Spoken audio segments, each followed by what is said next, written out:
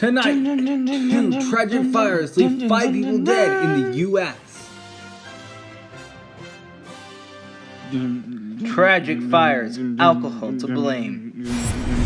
Educational differences. Indigenous schooling versus white people schooling. And friendship on the res. Comparing a book to a movie. This week's topic in Indigenous Circle.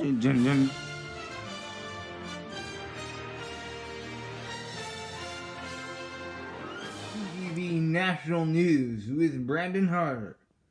Good evening, everyone. The U.S. states of Washington, Idaho, and Montana are dealing with waves of grief tonight after 2 separate blazes.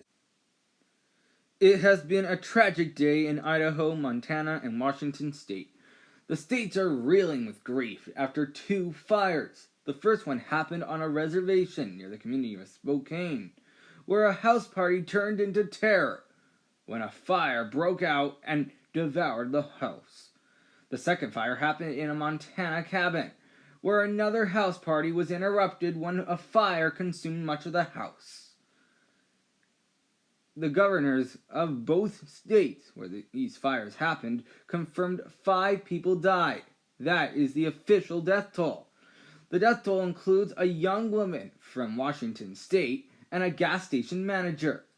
Veteran firefighter John Owen said there is one thing in common both these fires have, and that is alcohol was a factor in both incidents. U.S. President Donald Trump stated on Twitter, saying both of these incidents involved drunk idiot Indians. Now Indians are furious after Trump's comment. No charges have been laid following the Montana fire. However, police have laid charges against a man who set off fireworks which started the fire near Spokane. Police have confirmed they charged the man with child endangerment and manslaughter. After the police laid charges, Indians are protesting and are demanding police dismiss the charges. They are protesting because the man charged actually ran into the house that was on fire and saved a kid. Now we can confirm tonight that arson charges have been laid against the man. There has been a devastating terrorist attack in Afghanistan. At least 35 people are dead, 109 others injured. CTV's London Bureau Chief Paul Workman has the details. Everything about today's terrorist attack in Kabul was deliberate. It happened in the Afghan capital of Kabul. A suicide bomber wearing an IED detonated his vest in a packed area with shops, businesses, and restaurants. The Taliban has claimed responsibility for the carnage. The U.S. government is mad following the attack because the attack comes just months after the U.S. and the Taliban made a peace agreement. The Prime Minister of Canada sent his condolences in a tweet saying, "My heart goes to all the people affected following this attack. No Canadians are among the dead or injured." Paul Workman, CTV News, London. A 12-year-old boy is fighting for his life in hospital after being attacked by a big cat. CTV's Molly Thomas has the details. The incident happened at an Alberta campsite. The 12-year-old boy was walking to the campsite restroom when he was attacked by a cougar. The boy is now fighting for his life in an Edmonton hospital. He is in the intensive care unit. Helicopter transported the boy to hospital. The camping season is almost done with snow in the forecast. However, the family's decision to go camping has become controversial, especially during the COVID-19 pandemic, where Alberta is seeing triple-digit increases a day. No one else at the campsite was harmed by the predator. This comes after an incident in Utah, where a man was chased by a cougar when he accidentally stumbled upon 2 cubs and a mother. Holy f***! The cougar has been euthanized by local park rangers. Molly Thomas, CTV News, Ottawa. Coming up after the break, COVID cases rise in the provinces. Plus, education differences, Indigenous schooling versus white people schooling. Do you like floors? Then you will surely like the floor posts on the Radio Ranger 12 Instagram account. Check it out today for more floor fantastic posts. Do you like Amazing Race content? If you do, then you'll surely love the Amazing Race recaps on the Radio Ranger 12 YouTube channel. I will be doing the Amazing Race recap every week on my channel. I will be live streaming it at any time. And if I do live stream it, then you'll surely know.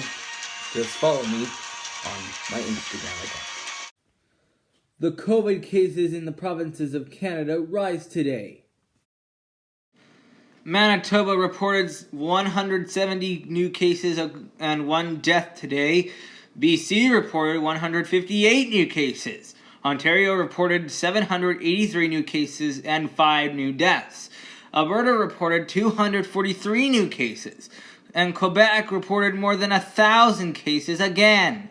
And Saskatchewan reported 33 new cases of the COVID-19 virus. There are so many differences when it comes to education for Caucasian people and Indigenous people, not only in Canada, but in the U.S. as well. Tonight we are taking a look into the book, The Absolutely True Diary of a Part-Time Indian. CTV's Tom Walters takes a look into the book to see what the differences are. There are so many differences when it comes to education for white people and Indigenous people. In the U.S., book author Sherman Alexie lived through different education. At his school on the res, the teachers didn't feel like they wanted to be there.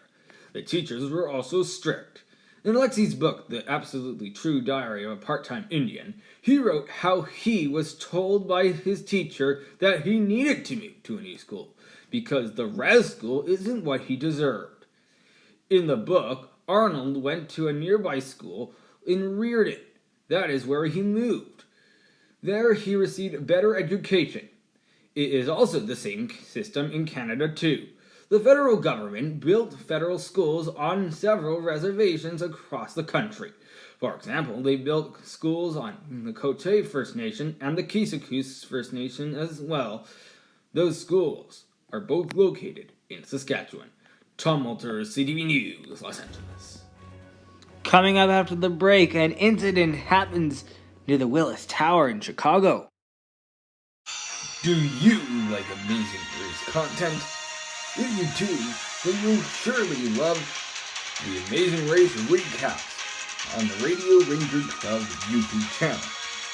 I will be doing the Amazing Race recaps every week on my channel. I will be live streaming it at any time. And if I do live stream it, then you'll surely know. Just follow me on my Instagram account. Do you like floors? Then you will surely like the floor posts on the Radio Ranger 12 Instagram account. Check it out today for more floor fantastic posts. Police in Chicago are investigating after an incident near the Willis Tower. CTV's Richard Madden has the details. Police and the FBI are investigating after a terrifying crash in downtown Chicago. The incident happened near the Willis Tower. A vehicle plowed into a group of pedestrians. 2 people were killed and 5 were injured. The driver was arrested. Charges are pending. Chicago police believe this incident was not an act of terrorism. In fact, this incident appears to be a road traffic accident. Richard Madden, CTV News, We are tracking developing news tonight. The killer in the 1984 murder of 9-year-old Christine Jessup has been identified. If you want to learn more on this story, you can check out our website at ctvnews.ca to find out more. Coming up after the break is Indigenous Circle.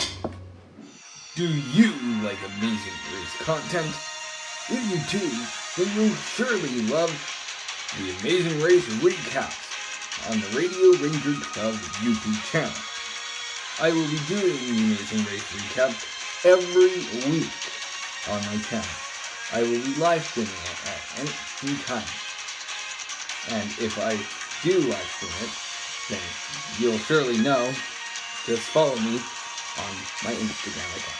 Do you like floors? Then you will surely like the floor posts on the Radio Ranger 12 Instagram account.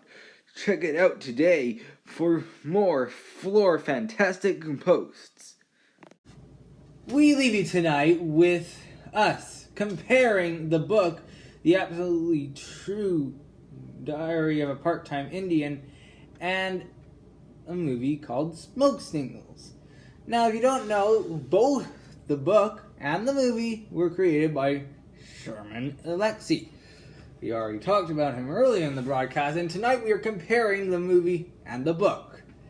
In this week's edition of Indigenous Circle, here is CTV's National Affairs correspondent Omar Sechedina. When it comes to friendship in Smoke Signals, it is interesting. The main character is Victor, and he is oddly nice. But when he gets annoyed by his friend Thomas, he can get defensive. Thomas is that one kid who is smart, but can get annoying. In the book, The Absolutely True Diary of a Part-Time Indian, the main character is named Arnold. He is actually the more mature one out of his friend group. His friend Rowdy, on the other hand, is the one who gets defensive. Rowdy got more defensive once Arnold moved to a school in Reardon.